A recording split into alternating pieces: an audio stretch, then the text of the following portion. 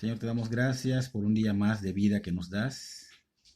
Reconocemos que tú eres Dios y que sin ti, Señor, estamos totalmente perdidos, Señor. Te damos gracias, Señor, porque estábamos destituidos de tu gloria y tú nos has dado, Señor, la esperanza, la oportunidad de ser redimidos, Señor, para poder estar en tu presencia sin obstáculo alguno, Señor.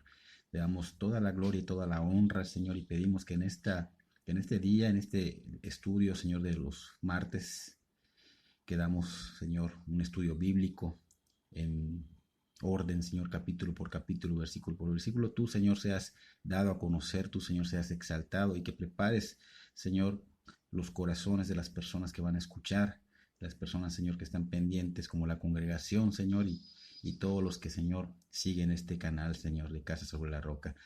Bendecimos tu santo nombre, Señor, porque, Señor, tú nos has dado un día más de vida, un día más de salud, un día más nos has guardado de esta situación que estamos pasando mundialmente, Señor, pero no ponemos nuestros ojos, Señor, en la tempestad, sino los ponemos en ti, Señor, porque sabemos que tú estás en control, eres un Dios que está en control y que nada escapa de sus manos, Señor. Te pedimos, Señor, que en esta tarde noche, Señor, obres en cada persona que va a escuchar, des oportunidad a las personas, Señor, pues que no te conocen, que no saben, que realmente necesitan, Señor, ser salvados por ti, que necesitan realmente conocer, Señor, ese plan de salvación que tú has dado, Señor, a través de tu palabra que has revelado al hombre, Señor. Bendice a esas personas, prepara los corazones, que sea una tierra fértil para que esta semilla, Señor, dé fruto y tú seas glorificado y ellos sean salvados y bendecidos, Señor, para que seamos todos bienaventurados. Señor, gracias te damos en el nombre de Cristo Jesús. Amén y amén. Continuamos con nuestro estudio de los martes de estudio bíblico. Nos quedamos en Marcos capítulo 14, terminamos el 13. Vimos anteriormente lo que son los eventos que vendrían antes del fin. Vimos prácticamente la venida inminente del Señor Jesús. Y hoy vamos a continuar con un complot que se había preparado para prender al Señor Jesús. De hecho, el tema se llama el complot para prender al Señor Jesús y su ungimiento en Betania. Vamos a ver estos dos temas. Marcos capítulo 14, si por favor puedes acompañarme abriendo tu Biblia en el Evangelio de Marcos capítulo 14. Vamos a ver del versículo 1 al 9.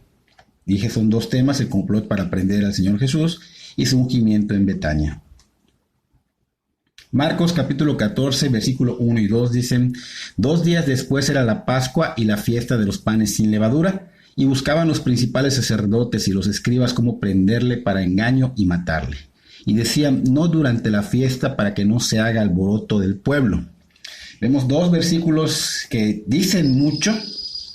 Volvemos acá terminando de dar una descripción tremenda de su inminente venida del Señor. Pues ya la Pascua estaba a la puerta, dice acá solo 2 días. Recordamos que el Señor con anticipación les había hablado a sus discípulos que iba a ser pues golpeado, injuriado y muerto en manos de los escribas y fariseos. De hecho, en 3 ocasiones les habló de su pasión, de su muerte, de su resurrección, ¿no? No solo habló de la muerte, de la pasión, también que resucitaría al tercer día. Ese es un punto muy importante porque a ellos se les olvidaba este punto, ¿no? Y a veces se nos olvida que el Señor resucitó y que ascendió y que está a la diestra del Padre intercediendo por nosotros. Eso quiere decir que ellos ya estaban un poquito más fortalecidos, pero aún no les caía el 20. Lo que escucharon del Señor en todo ese tiempo que pasaron con Él, las enseñanzas, el testimonio, la oración, cómo debemos orar, etcétera, etcétera. El Señor se los iba a refrescar al resucitar al tercer día durante 40 días. Esto lo puedes corroborar en el libro de Hechos, los Apóstoles, capítulo 1, versículo 3. Y para terminar de prepararlos, el Espíritu Santo se los recordaría más adelante porque el Señor se los había mencionado en el Evangelio de Juan, capítulo 14, 26, donde el Señor dijo: mas el Consolador, el Espíritu Santo, a quien el Padre enviará en mi nombre, Él os enseñará todas las cosas y os recordará todo lo que os he dicho. En el libro de Hechos, capítulo 1, versículo 8, el Señor da la promesa de venir el Espíritu Santo sobre ellos y que iban a llevar el evangelio desde Jerusalén, Judea, Samaria y hasta el resto del mundo, ¿no? Entonces, ya en Pentecostés, un poquito más adelante, se les daría esa llenura del Espíritu Santo para poder hacer esa obra sobrenatural, porque es una obra sobrenatural. Pero en este entonces, en nuestro texto dice que 2 días de la Pascua, ya estaban ellos un poco más fuertes para dar ese paso, ya podrían soportarlo y así seguir con el plan de Dios debido a su gracia, ¿no? Entonces esto quiere decir que el Señor Jesús nos prepara para avanzar en su obra, nos prepara escalón, para que vamos a subir escalón tras escalón. Él nos da la gracia, nos da la fortaleza y poco a poco vamos nosotros caminando, subiendo escalón tras escalón. Una obra sobrenatural. Y para una obra sobrenatural, pues se requiere un poder sobrenatural, ¿no? Él nos va dando esa gracia, ese es el poder. El Espíritu Santo nos da ese empuje, su amor de Dios en la cruz nos da ese empuje, nos empuja, ¿no? Para tener ese denuedo, ese valor que necesitamos para ir contracorriente, porque va a haber mucha oposición. En todo el caminar del Señor Jesús lo vimos. La oposición estaba muy fuerte y un hombre natural no puede. Tribulación y persecución es un hecho. Va a haber y se necesita mucho valor. Y este valor, dijimos ahorita que no está en el hombre natural, no está en el hombre carnal, no lo podemos encontrar en nosotros. Solo el Espíritu Santo, que es Dios mismo, nos puede dar ese poder sobrenatural para poder continuar esa obra sobrenatural. Se requiere de sabiduría de Dios, no del hombre, para poder hablar con denuedo y para ir en contra de la corriente de este mundo. Se necesita estar firme, bien cimentados, porque hasta los mismos escogidos, dijo el Señor, que iban a ser engañados y también vamos a ser traicionados. Lo dice la palabra y lo vamos a ver hoy con el Señor en el siguiente tema. Así que es muy importante estos puntos. Se necesita este poder, estamos diciendo este poder sobrenatural, para muchas cosas que se van a presentar. El Señor Jesús tenía 2 cosas en su mente: celebrar la Pascua y prepararse para ser el Cordero de la Pascua. El Señor, vimos anteriormente la inminente venida, pero si nos vamos a Mateo, tomando más o menos estos tiempos, un poquito antes, en Mateo capítulo 26, versículo 1 y 2, Él había mencionado que su muerte sería en la fiesta de la Pascua, ¿ok? Una celebración anual sobre la liberación del pueblo de Israel. Eso es lo que significa la Pascua. O sea, fue cuando Egipto fue oprimido 400 años y la Pascua pues significa pasar por encima. Entonces recordemos, por ejemplo, Éxodo 12. Moisés presente, les da instrucciones de matar a unos corderos para que la sangre fuera puesta en los marcos de las casas y así cuando viniera una plaga de mortandad, solo murieran los hijos de los primogénitos de los que no tuvieran la sangre en los marcos de sus casas. En este caso, los egipcios, ¿no? Ese día, pues, hubo un terrible dolor en Egipto. Lamentablemente fue la consecuencia por no tener temor de Dios. Acuérdense que Faraón no estaba endurecido y no quería dejarlos ir. Y fue su dolor inmensamente, no solo para él, sino para toda esa nación de Egipto, ¿no? Hubo tremenda bendición y alivio para los israelitas, los que tenían temor de Dios. Y ellos obviamente obedecieron a poner la sangre de los corderos en sus marcos de sus casas, y esa es la Pascua, ¿ok?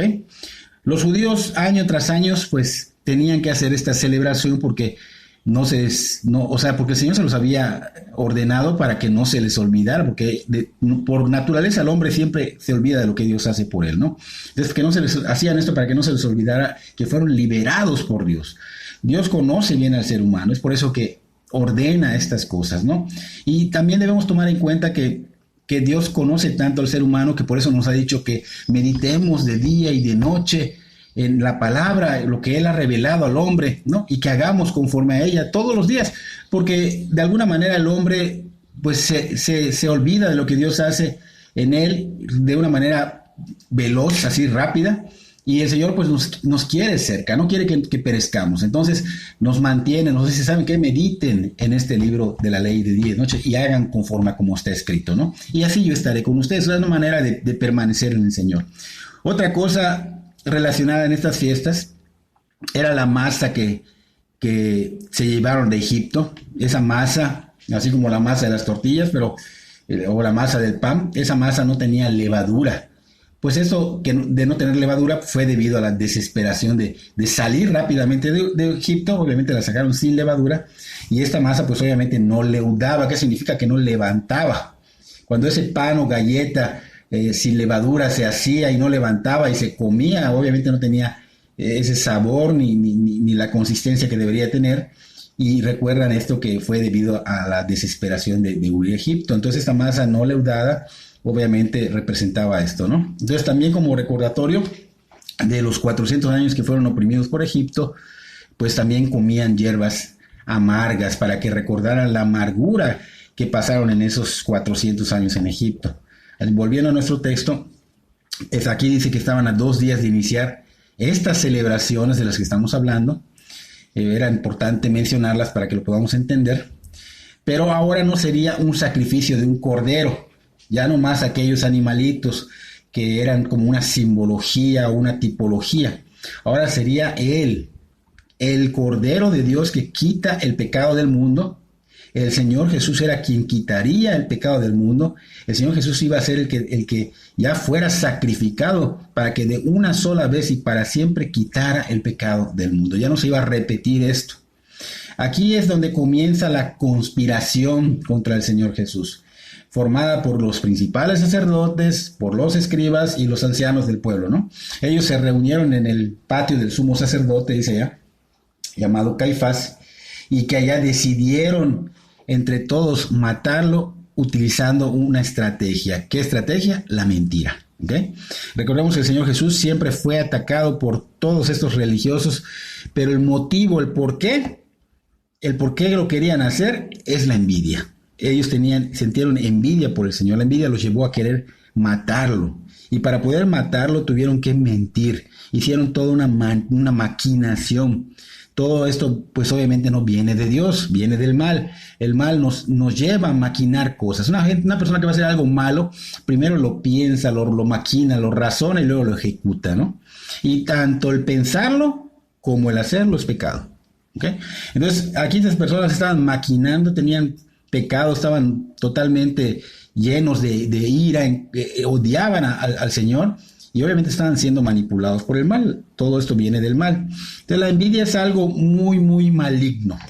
La envidia ha causado estragos entre todos los seres humanos desde la creación, desde 6,000 años atrás hasta ahora. Ha causado estragos muy, muy tremendos, o sea, garrafales, muy fuertes. Lo podemos ver desde el inicio de la creación. Por ejemplo, desde que Caín y Abel, los hijos de Adán y Eva, obviamente, Abel era el que tenía un corazón muy, muy noble, muy humilde y había ofrecido su ofrenda y Dios la tomó como una ofrenda agradable a sus ojos, ¿no? Caín, pues contrario a Abel, que no tenía ese corazón, realmente estaba como que inclinado al mal. En este caso, pues Caín ofrece su ofrenda y no agrada a Dios. Entonces surge allá una envidia. Surge la motivación del corazón de Caín, Dios la conocía, por eso no se la aceptó. Entonces surge la envidia y vino el primer derramamiento de sangre, porque Caín mató a su hermano Abel por la envidia. ¿Okay? En el caso de los líderes religiosos, pues veían que el Señor Jesús en todo lo que hacía y decía era totalmente correspondido, no solo por Dios, porque, aquí podemos ver que en todo el caminar del Señor Jesús, que Él glorificó al Padre en pensamiento, en acción, en todo, ¿no? Entonces, era correspondido por Dios, pero también era correspondido por las personas. Contrario al sistema de estos líderes religiosos, que era un sistema totalmente inclinado a las obras. Dios no estaba en medio de ello. Era un sistema que no lo correspondía al Señor, o sea, no era correspondido por Dios.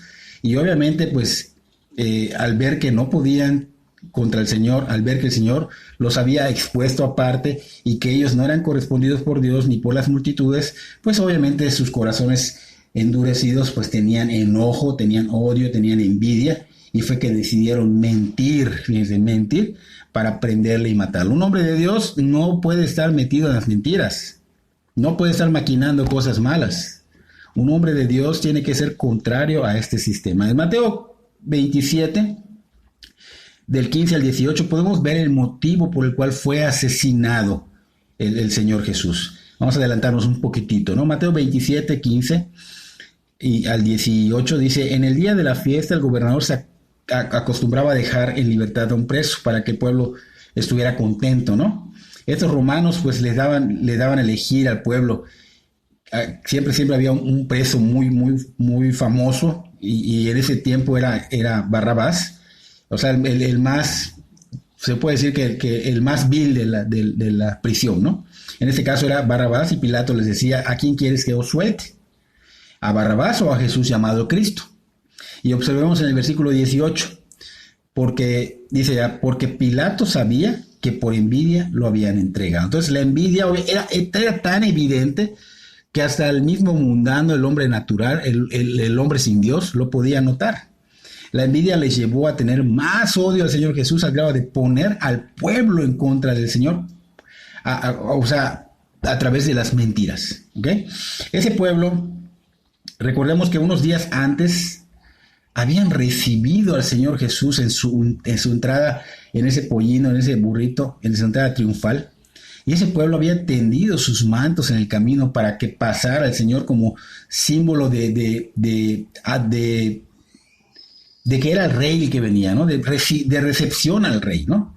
Y otros habían cortado ramas de los árboles y las tendían como reconociendo la entrada del rey, del futuro que los iba a liberar, el futuro rey que los iba a liberar, ¿no? Y esas multitudes que estaban delante de él y que gritaban diciendo, Hosana al Hijo de David, bendito el que viene en el nombre del Señor, Hosana en las alturas, o sea, reconociendo realmente que él venía a salvarlos, que era el rey, que, wow, estaban alabando, adorando. Y ese pueblo que estaba adorando, alabando, fue manipulado con mentiras y todos estos se volvieron en contra del Señor Jesús y ahora ya no adoraban, sino maldecían, gritaban, crucifíquenlo, crucifíquenlo. Los líderes religiosos maquinaron esto y obviamente esas personas ya gritaban que lo mataran. Y ellos pues obviamente fueron los que incitaron. Pero los mismos líderes religiosos dijeron, no lo matemos durante la fiesta. ¿Para qué? Para que no se haga alboroto en el pueblo. ¿Okay? Entonces, el templo era el centro de reunión. Y Jerusalén pues se llenaba de tanta gente en estas Pascuas. Recuerden que las fiestas de las Pascuas venían de todos lados a hacer sus sacrificios, a buscar en oración a Dios. Entonces se llenaba Jerusalén. Por eso ellos no querían que el asesinato pues fuera en ese tiempo, porque pues se iba a ver como que algo malo, ¿no? O sea, no querían hacer ese ruido porque se iba a ver contrario a lo que ellos estaban profesando, ¿no? Razones fueron varias.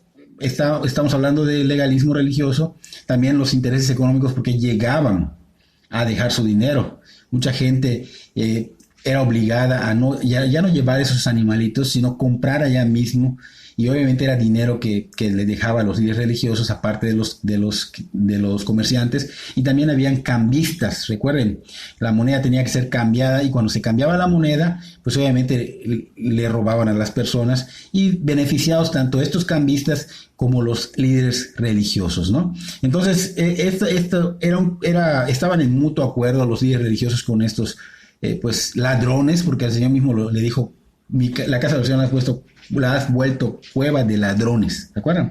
Entonces su temor de estos líderes religiosos era ser desplazados. O sea, el Señor tenía tantas multitudes siguiéndolo que tenían terror de ser desplazados por él. Había una larga controversia, obviamente, entre el Señor Jesús y estos líderes religiosos, que finalmente pues llegaron a tener que matarlo para quitarlo del camino, y ellos no iban a claudicar hasta conseguirlo. Entonces tenemos un salmo donde se mencionan estas palabras y lo que el Señor Jesús sentía cuando estaba pasando esta escena, ¿no? 1000 años antes de este evento, en el Salmo capítulo 31, versículo 13, nos menciona, porque oigo la calumnia de muchos, ¿eh? El miedo me asalta por todas partes, mientras consultan juntos contra mí e idean quitarme la vida. 1000 años antes, aquí David estaba escribiendo esto. Además, vean cómo la palabra de Dios verdaderamente es inspirada por Dios. ¿Ok? ¿Cómo va a ser que 1000 años después se presente esto, no? Desde hace un momento leímos que ellos no querían matar al Señor Jesús durante la Pascua, pero así sucedió. O sea, fue en la Pascua exactamente Y esto indica que el Señor Jesús siempre estuvo en control de los eventos, pues en realidad lo mataron el mismo día que ellos no deseaban hacerlo, porque estaba escrito. Lo que Dios dice se cumple, ¿ok? Entonces nada puede salir del plan de Dios. Él es soberano, siempre está en control, aunque en ocasiones parezca que no. Entonces es importante que esto no se nos olvide, hermanos, porque muchas personas esto lo saben de memoria, pero no es aplicado, no lo tienen enraizado en el corazón, y cuando ven situaciones como la que estamos pasando hoy día, se les olvida la soberanía de Dios, se les olvida el plan de Dios, que aún sigue el plan de Dios, que aún se van a cumplir otras cosas, se les olvida que Él está obrando aunque Él sea invisible. Entonces, hermanos, no se nos olvide. El Señor hoy nos está recordando que confía en el Señor en todo tu corazón, en toda tu alma, en toda tu mente. Confía en el Señor, confía. Entonces se dice a través del historiador Josefo, este es un historiador muy confiable, que aproximadamente 2 años después de la crucifixión del Señor Jesús, este Caifás, que es el sacerdote, el sumo sacerdote, y Pilato, fueron desplazados por Vitelio. En ese entonces, Vitelio era el gobernador de Siria y más adelante el emperador. Y que Caifás no soportaba la deshonra de haber sido desplazado y que le calaba la conciencia con los remordimientos que tenía por el asesinato de Cristo, y que debido a todo esto no aguantó y que se suicidó alrededor del año 35 después de Cristo. 2 años después de haber sido crucificado el Señor. Se dice que esto sucedió, ¿no? Vamos a tomar nuestro segundo texto. Vamos a la segunda parte de nuestro texto de hoy. Estamos en Marcos capítulo 14, si puedes seguirme con la lectura, por favor. Versículo 3, vamos a leer hasta el 6. Pero estando él en Betania, en casa de Simón el leproso, y sentado a la mesa, vino una mujer con un vaso de alabastro de perfume de nardo puro de mucho precio. Y quebrando el vaso de alabastro, se lo derramó sobre su cabeza, y hubo algunos que se enojaron dentro de sí, y dijeron: ¿para qué se ha hecho este desperdicio de perfume? Porque podía haberse vendido por más de 300 denarios y haberse dado a los pobres. Y murmuraban contra ella. Pero Jesús dijo: dejadla, ¿por qué la molestáis? Buena obra me ha hecho. Vamos a hacer pausa acá. Según el Evangelio de Juan, en el capítulo 12, versículo 1 al 8, el Señor Jesús ya había resucitado a su amigo Lázaro en Betania, y también había sanado a un leproso llamado Simón en la misma Betania. El Señor Jesús iba y venía a Betania porque estaba muy cerca, Betania estaba muy cerca de Jerusalén. Y esta vez fue a visitar a este Simón, y dice que llegó una mujer, se dice que es María, la hermana de Lázaro y Marta. Se menciona que ya estaban allá Marta y Lázaro, que Marta estaba sirviendo y que Lázaro estaba sentado con el Señor. Cabe mencionar que este no es el mismo evento que sucedió cuando aquella mujer pecadora trajo un contenedor de alabastro con aceite y lo rompió y ungió los pies del Señor Jesús. No es el mismo. Sí fue un momento precioso, pero fue diferente, porque la mujer de ese tiempo había sido quebrantada por su pecado, y al conocer al Señor Jesús, obviamente, Él le perdonó su pecado y le dijo que no pecara más. Por eso ella, agradecida, tuvo esa hermosa reacción de adoración hacia el Señor Jesús. Llegó a donde Él estaba, se postró a sus pies y rindió todo su ser y todo lo que tenía. O sea, ese aceite, ¿ok? Es una muestra muy grande el amar al Señor Jesús por todo lo que Él ha hecho por nosotros, y puede ser aún más grande si le sumamos el amarle por lo que Él es. ¿Quién es Él? Dios. En toda su maravilla y su majestad debemos amarle, ¿ok? Entonces, volviendo a nuestro texto, María, la hermana de Lázaro, que es otro caso, hizo una demostración extravagante de devoción al Señor Jesús, y muy a menudo las especias y los aceites eran utilizadas como inversiones porque eran pequeñas, portátiles y se podían vender con facilidad, ¿no?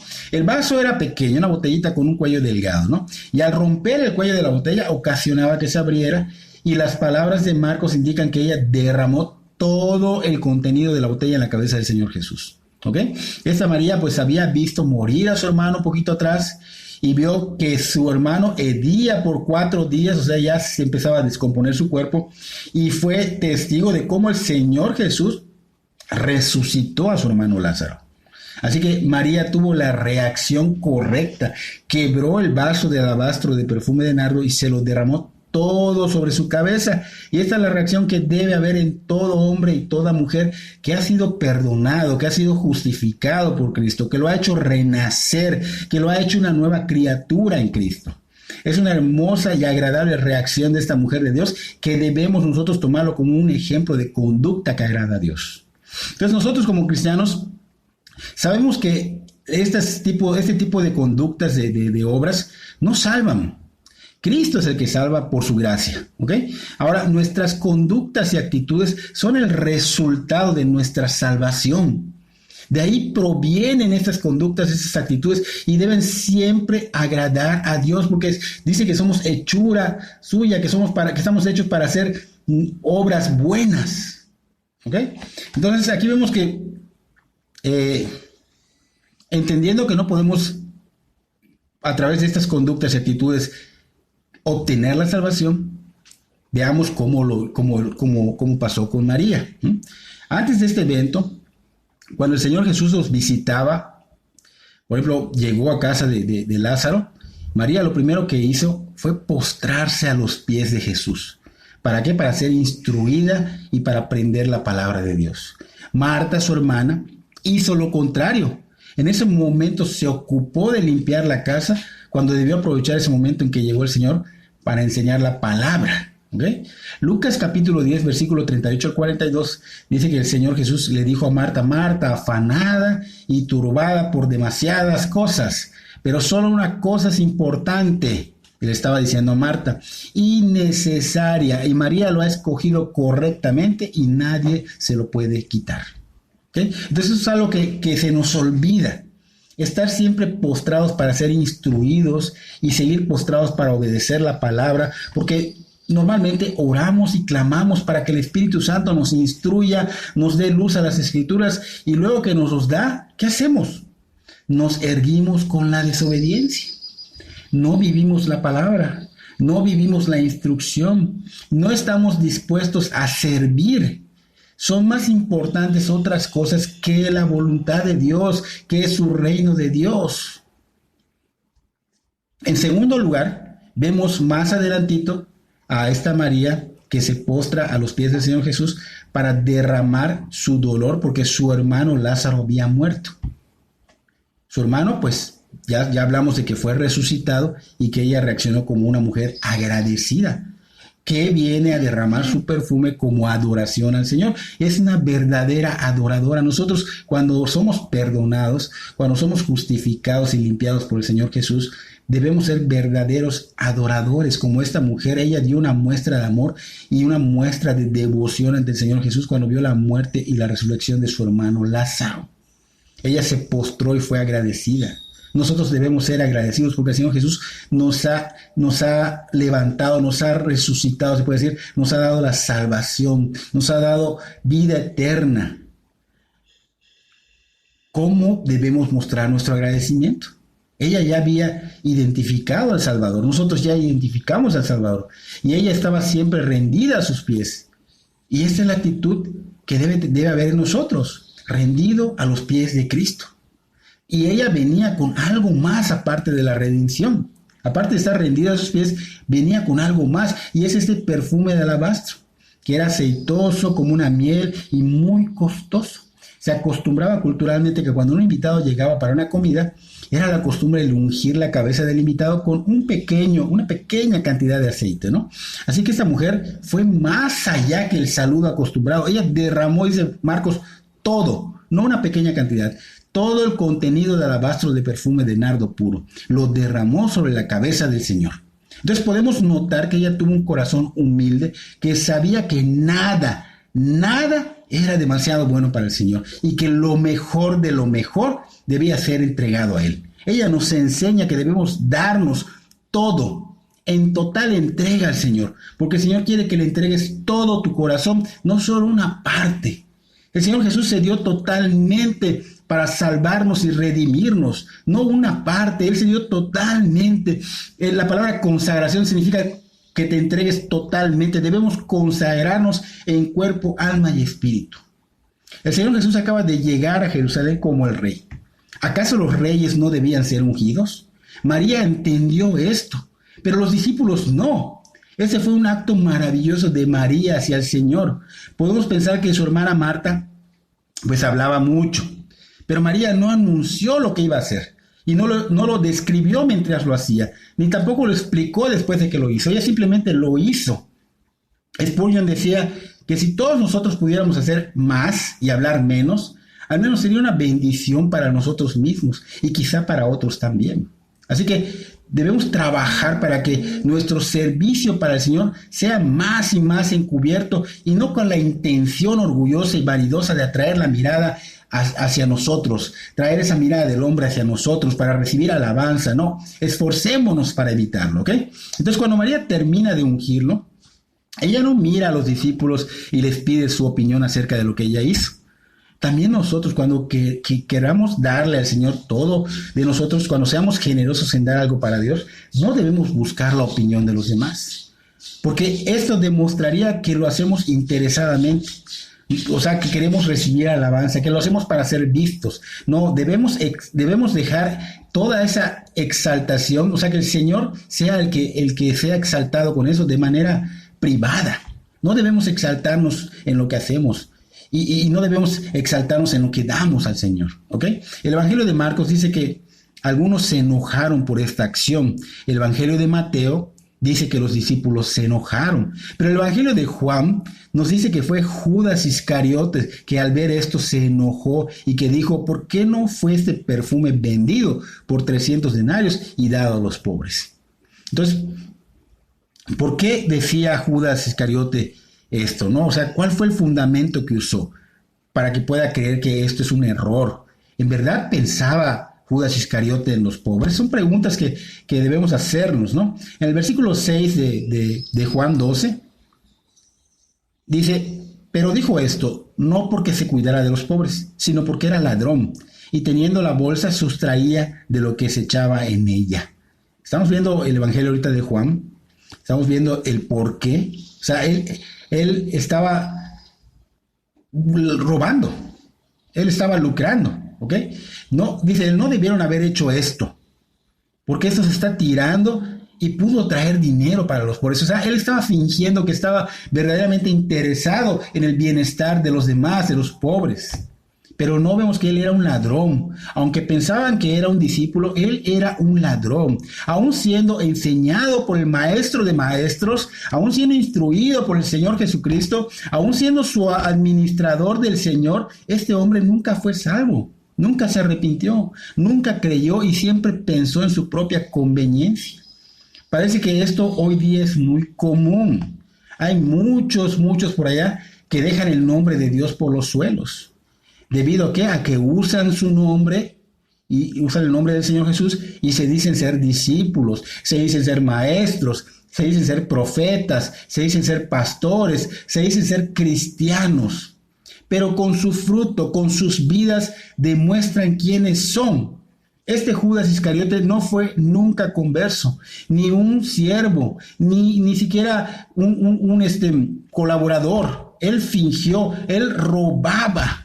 Y todavía así quería sacarle provecho a este perfume. Y esto nos debe enseñar también a no generalizar.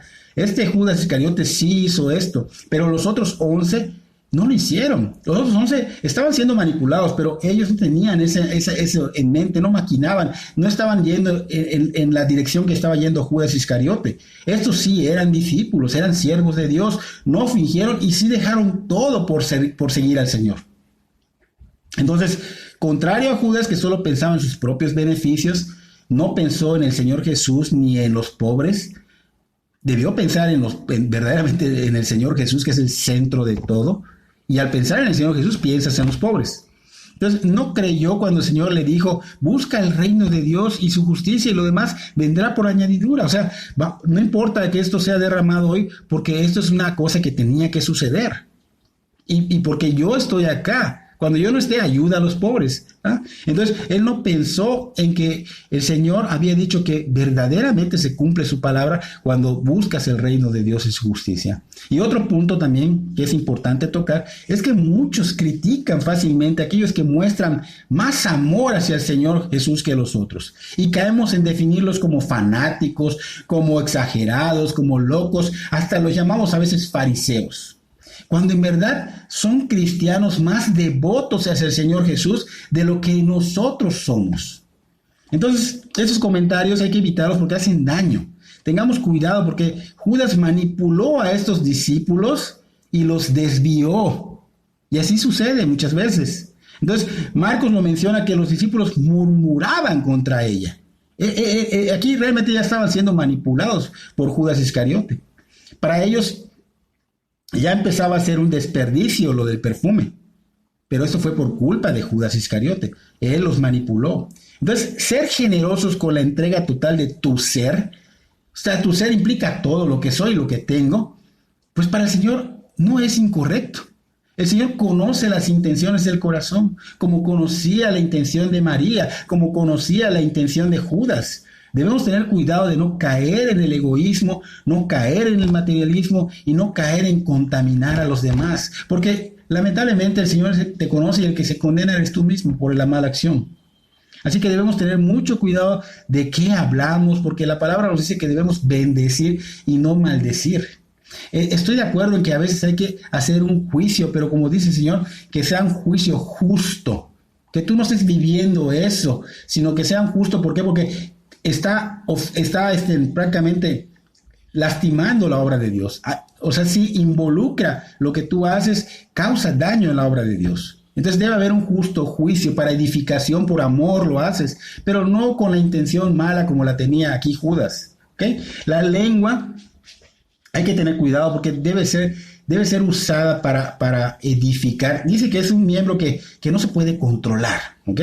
Pero tú ya tienes al Espíritu Santo si ya eres de Cristo. Entonces, la lengua debe edificar, no maldecir, no debe contaminar, mucho menos insultar y engañar. No debes mentir, porque la lengua destruye. Y cuando dice que puede incendiar un bosque, porque lo dice en la palabra, se refiere a esto, a que puedes con tu lengua causar con chismes y con otras cosas, malos comentarios, destrucción. Es como un veneno. Santiago 3:5 lo dice. Así también la lengua es un miembro pequeño, pero se jacta de grandes cosas. He aquí cuán grande bosque enciende un pequeño fuego. Y la lengua es un fuego, un mundo de maldad. La lengua está puesta entre nuestros miembros y contamina todo el cuerpo e inflama las ruedas de la creación, y ella misma es inflamada por el infierno. Y más adelante dice el Señor que los que ya prácticamente son de Cristo no deben pues obviamente de identificar qué es lo que debe ser lo correcto, el bien, no el mal, ¿ok? Entonces, esto nos lleva a que debemos ver, por ejemplo, el ejemplo de María, imitar a María y no imitar a Judas Iscariote, ¿ok?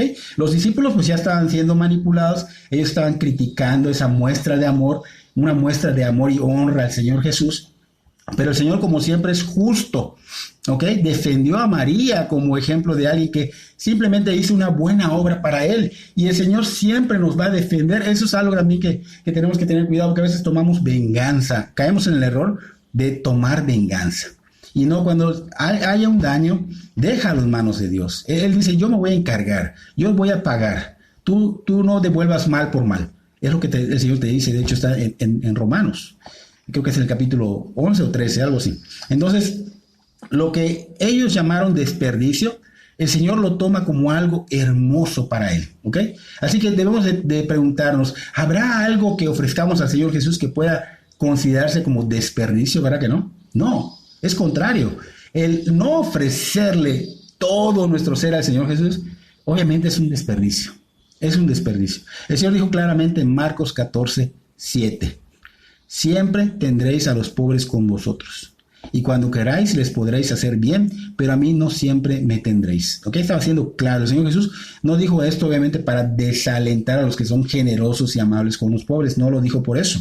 Al contrario, sus palabras de los temas anteriores muestran el mucho interés que tiene por sus discípulos. Antes de este tema que vimos, Obviamente, si nos vamos a la referencia de Mateo capítulo 25, del 31 al 46, que era lo que seguía, solo que Marcos no lo describe, pues podemos corroborar esto, donde el Señor allá señala la bondad hacia los que están necesitados. El Señor decía que todo lo que haces con estos lo haces conmigo. O sea, alentó a que sean bondadosos con los que no tienen ¿qué? Comida, con los que no tienen que beber, con los que no tienen techo, con los que no tienen abrigo, con los que están enfermos, con los que están en la cárcel. Y cuando te lleva a la generosidad de hacer algo hacia ellos, dice, lo hiciste conmigo. ¿Ok? Entonces vemos acá que el Señor estaba obviamente no desanimando la generosidad que se da hacia otros, sino que estaba afirmando esto con el ejemplo de María. Prácticamente estaba diciendo que lo que hizo María es apropiado. Ella de manera natural, sin fingir, dio honor, dio amor y todo para Cristo. No importando quedarse sin perfume. Y mira que ella era mujer, ¿eh? Recuerda que las mujeres siempre, o sea, como que se desviven por los perfumes, y ella, como una verdadera adoradora, como una cristiana ya ahora, dio todo lo que poseía. No le dolió desprenderse de lo que a ellas les gusta. ¿Ok? Entonces vemos aquí que dio su corazón entero. Todos los que estaban en la casa sintieron el aroma y disfrutaron del hermoso ungimiento con el perfume de alabastro. Pero el ungimiento y el aroma fueron exclusivamente para el Señor Jesús. ¿Ok? Estamos en el capítulo 14, el versículo 8. Nos faltan 2, 8 y 9, vamos a ver. El Señor Jesús dijo, esta mujer ha hecho lo que podía, porque se ha anticipado a ungir mi cuerpo para la sepultura. ¿Ok? Entonces, aquí prácticamente el Señor dice, lo ha hecho con el fin de prepararme para mi muerte, para mi sepultura. Tal vez sí sabía, o tal vez le fue revelado por Dios, pero si el caso fuera que ella no entendía por qué o el significado completo de lo que estaba haciendo, o sea, para la sepultura, su acción dijo algo más que los discípulos del Señor no dijeron ni hicieron, ¿ok? Ella le dio al Señor el amor y la atención que merecía antes de su gran sufrimiento, de su pasión, de su muerte en la cruz. Ella entendió que el lugar donde debería estar era a los pies del Señor Jesús. Como mencionamos, a lo mejor ella no se le había revelado, no lo sabía, pero lo hizo correctamente como si lo supiera. Como si ella hubiese entendido que como el Rey del universo debía ser ungido con el corazón y obviamente, ¿por qué? Porque pues, los reyes y los sacerdotes eran ungidos. ¿Y por qué el Señor no? Sin embargo, el Señor Jesús afirmó que ella lo ungió para esto, para su sepultura. Entonces, en esos tiempos se hacía al revés. Se ungía a la persona ya muerta, para que cuando vinieran a verlo se sintiera un aroma agradable. Lo que ella hizo simboliza otra cosa. Simboliza que el Señor no quedó en la tumba. Él vive, Él resucitó y sigue vivo e intercediendo por nosotros. Cuando Él murió, su cuerpo quedó en la tumba.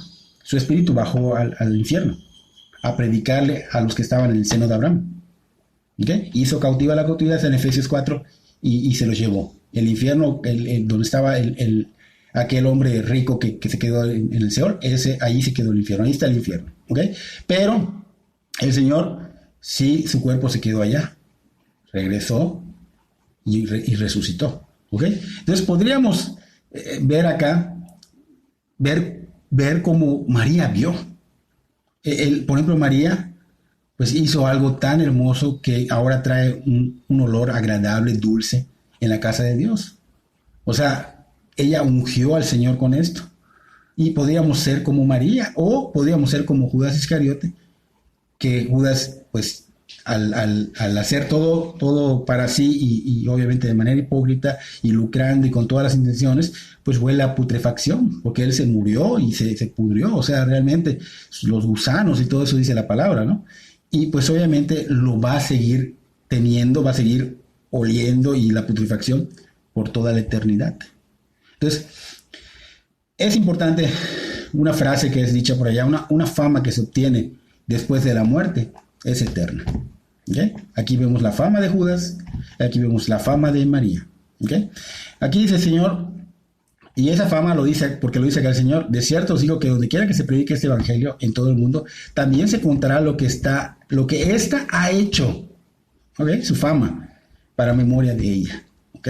Entonces Jesús sabía aquí que él iba a morir, pero él no flaqueó en la confianza ni un poquito. Él sabía que iba a ser ungido, pero también sabía que iba a resucitar entre los muertos, para que ese evangelio fuera predicado en todo el mundo. Por eso dice, donde quiera que se predique ese evangelio, o sea, realmente él tenía la confianza de que iba a ser predicado, de que iba a resucitar, para que se pueda predicar este evangelio en todo el mundo. Entonces los discípulos tenían sus ratos carnales. Ellos, no sé si recuerdan que en varias ocasiones como que se les subía a la cabeza y le decían al Señor, Señor, queremos tener esos lugares en tu reino junto a ti, o sea, lugares de preeminencia, lugares junto al Señor. Y esto obviamente mostraba la falta de madurez, o sea, contrario a esta mujer, ella quiso servir al Señor Jesús sin desear un lugar de preeminencia. Entonces ella, sin querer buscarlo, halló una memoria eterna. Dice, se va a recordar esa fama que va a tener siempre cuando se mencione esta cita. Simplemente el amar al Señor Jesús y servirle trajo esta memoria de ella. ¿Ok? Entonces, esto es ejemplo para todo aquel que dice amar al Señor, para todo aquel que dice haber sido salvado por la gracia redentora de Cristo Jesús. Hay que demostrarlo, no solo con obedecer sus mandamientos, sino haciendo algo espontáneo para el Señor que glorifique y exalte su santo nombre. ¿Ok? Por ejemplo, Spurgeon decía, desearía que todos nosotros estuviéramos listos para hacer algo extraordinario por Cristo, dispuestos a recibir burlas, a ser llamados fanáticos, a ser abucheados y ofendidos porque hicimos algo fuera de lo común por Cristo.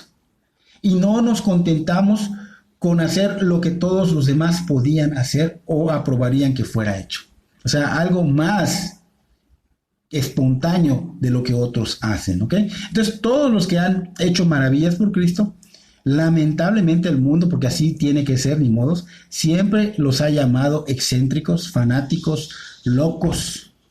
Ahora, yo digo, seamos locos, fanáticos, excéntricos por Cristo, no por otros movimientos que no son eternos, que son movimientos que solo sirven para este mundo momentáneo, que son inestables. No. Seamos de veras enfocados, fanáticos, locos, por Cristo, el autor y el consumador de la fe, el que realmente nos abre las puertas del cielo, porque a Él servimos y a Él amamos, no al mundo. Entonces yo te invito, hermano, a que realmente hagamos como María, que nos entreguemos totalmente al Señor, sin importar lo que los demás digan, sin estarlo queriendo hacer evidente a los demás, porque eso demuestra que quieres la alabanza de este mundo, de la tierra, de la gente. No. El Señor ha dicho claramente que Él es humilde y manso de corazón, y tú, cuando eres de Cristo, se alinea tu corazón al de Él y te vuelves manso y humilde de corazón, y no estás allá mostrando tus obras ni nada, sino que se dan y salen, y si las ven, qué bueno, y si no, tú lo estás haciendo por el Señor. Por el Señor. Lamentablemente mucha gente confunde esto y cree que uno cae en exagerar las cosas. No, aquí el Señor está hablando muy claro. Seamos como esta María que identificó al Señor Jesús como quien es, el Rey, su majestad, ese Dios omnipotente, soberano. Espero que este estudio verdaderamente sea de gran bendición para tu vida.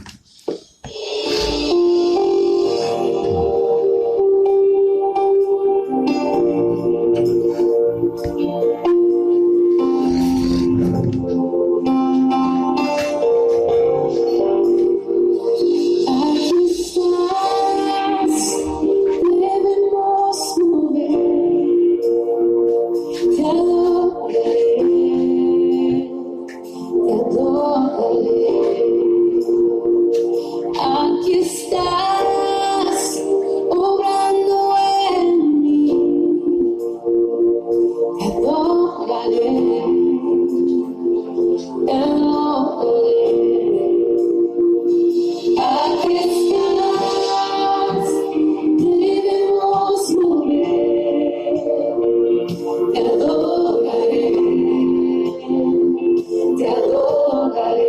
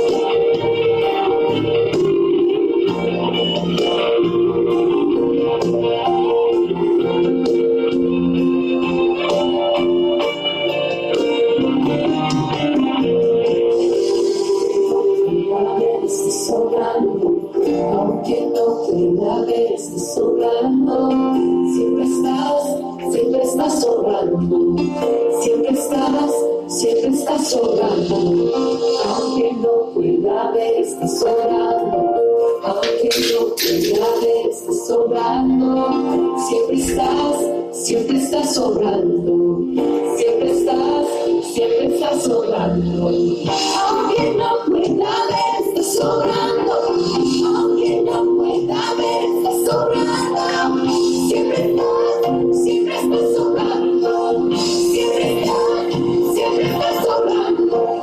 aunque no pueda ver, estás sobrando, aunque no pueda ver, estás sobrando, siempre estás sobrando, siempre estás sobrando. Milagroso, abres camino, rompes promesas, luz en tinieblas, mi Dios, así eres tú. Milagroso, abres camino, rompes promesas, luz en tinieblas, mi Dios, así eres tú.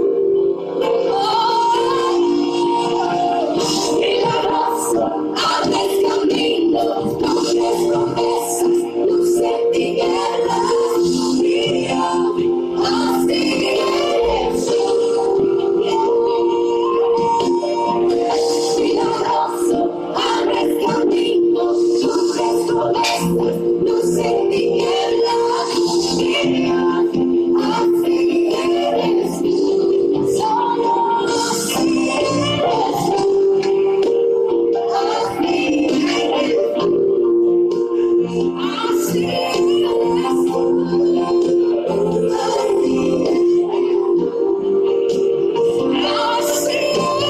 tú.